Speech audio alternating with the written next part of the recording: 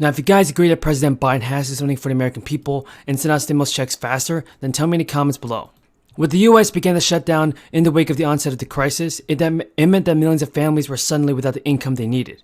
Well, now, some lawmakers suggest that this new round of relief payments should go out to a more targeted group of people. This means that some people may be left out as well. Within weeks, Congress passed a massive emergency and spending package aimed at providing relief, and that legislation were economic impact payment checks, amounting to up to $1,200 per adult. There have been a total of 3 rounds of stimulus, including additional payments of up to $600 and $1,400 per person in 2021. These are referred to as stimulus checks by many Americans. So while the government had deployed stimulus checks before, particularly in the wake of the crisis, the size and scope of the direct checks was in many ways a new experiment. A senior fellow at the Urban Bookings Tax Policy Center told CNBC that 3 of them together were massively bigger than what the government had done before. With each stimulus check, the IRS and the Treasury became faster and more efficient at sending out money.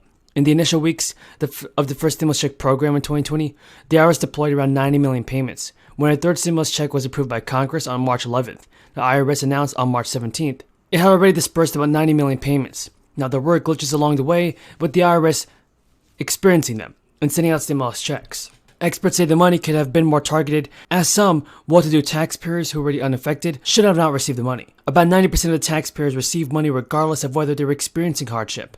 The third round of payments phased out more quickly in an effort to limit how much people with higher incomes were receiving these checks. As the payments were deployed, there was a drop in the number of households actually spending them. While the first checks were mostly devoted to household spending, the later checks were more typically used for saving or paying down debt, a trend seen among many income levels. Leaders bargained down to $600 per person for the second round, which led to another legislative package, with $1,400 payments to top those off after Biden was elected. Those last checks happened just as the economy was about to improve, and Bernie Sanders has warned Democrats that the party is on course of a heavy defeat in November. Sanders told reporters the Republicans stand an excellent chance of gaining control of the House and Senate.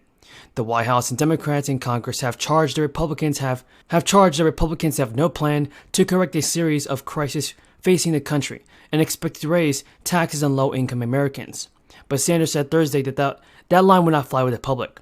Several factors are working against Democratic plans to retain control of Congress for another 2 years. The Biden administration's domestic agenda stalled, leaving campaign promises on issues like voting rights and climate change legislation unrealized. At the same time, Biden is drowning under historically low job approval ratings, as low as 33% in a recent survey. Meanwhile, sky-high gas prices, annual inflation, and baby formula shortages have Americans stewing over just how bad things can get. Folks, President Biden can definitely use the help from Bernie Sanders and many Democrats, but I hope he can do something and send out stimulus checks. I now yield myself 10 minutes, and thank you all for your patience. I'm the last questioner, so we'll get out of here.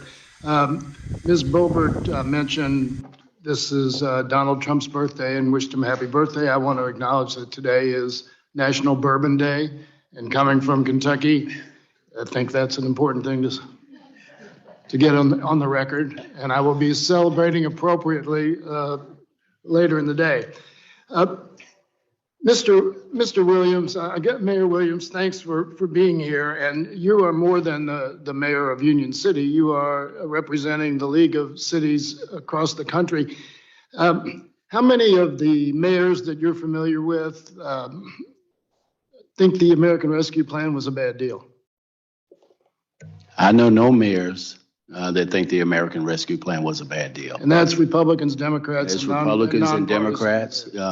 We are a nonpartisan organization.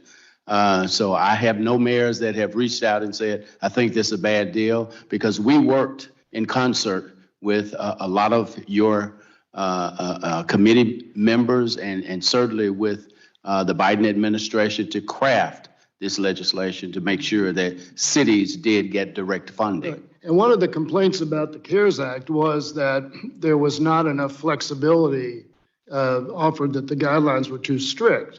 And therefore, when we were crafting this legislation, that's what... And with inflation on the rise since last fall, Americans have been significantly affected by the rising cost of goods and services. And more than 8 in 10 Americans now say the economy is either an extremely or very important issue in determining how they will vote. Folks, there's a ton of news about the fourth stimulus check, Social Security benefits that I want you to know, so be sure to continue watching this video because you definitely don't want to miss out on this. We have a ton of good news to come. Biden and his administration unveiled a brand new plan for how they would take action to help the American people financially. Eligible Americans may be able to claim up to $500 in extra stimulus cash.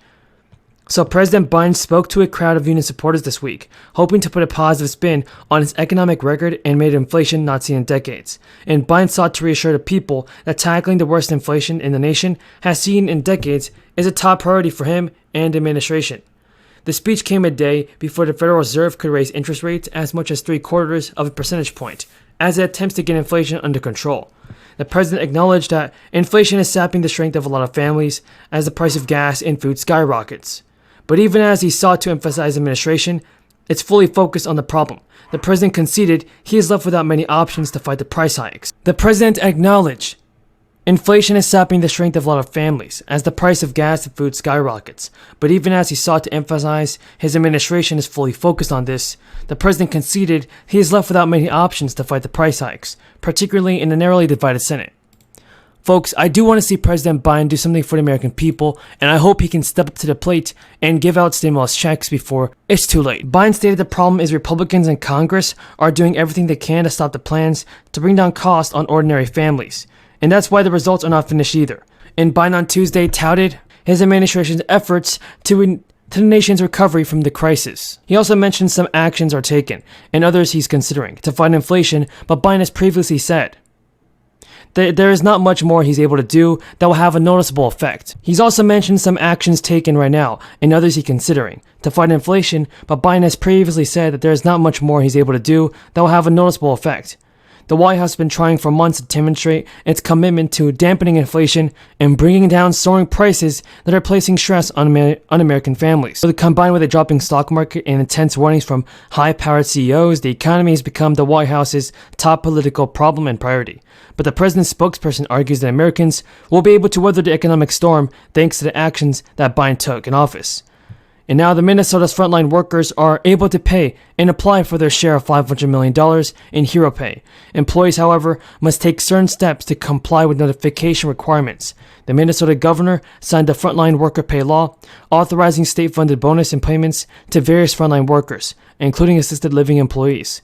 Employers must post a notice about the program at each work site and provide papers on how to get it, and provide papers on how to receive the check. Do that job better to make sure the Western drought does not significantly get worse, but we can improve.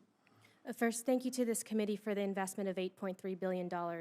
For just investment in storage, it's roughly equivalent in the last 18 months of this administration that the previous administration invested. So we invested $461 million in storage alone.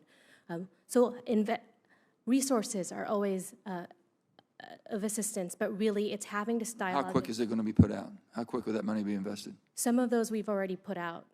Frankly, there's some projects that we're working on, Los Vaqueros in California being an example of it. Mr. Ensminger?